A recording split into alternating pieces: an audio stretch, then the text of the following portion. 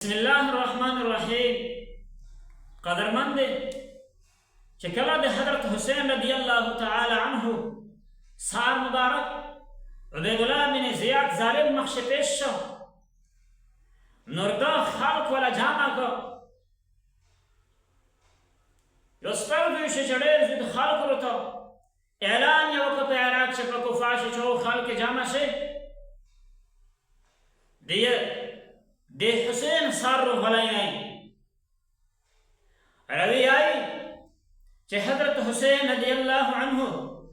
مقدس سار د عبیدالله بن زیاد مخشی شو. عبیدالله بن زیاد چڑر و خسته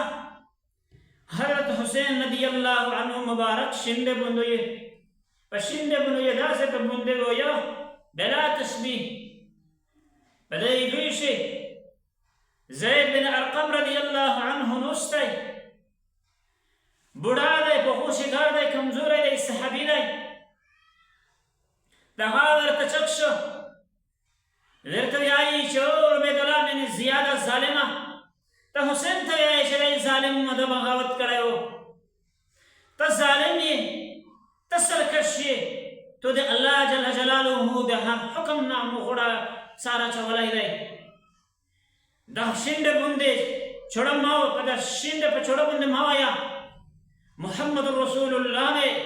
اے عبیداللہ بن زیادہ پا دا سے حالت شده دلائی دائی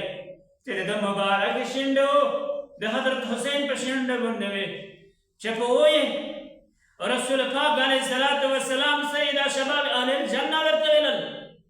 اے ظالمہ خبیصہ، اے ظالمہ تنن داغا د رسول پاک علیہ السلام د مسیح سره کې ما رویا د شریک کړیو ځنه د پنباري عرب ته ویل او عرب خلک نن تاسو زینت خورا کړای دی، نن تاسو به خیرت مولا څنګه اختیار کړای دی،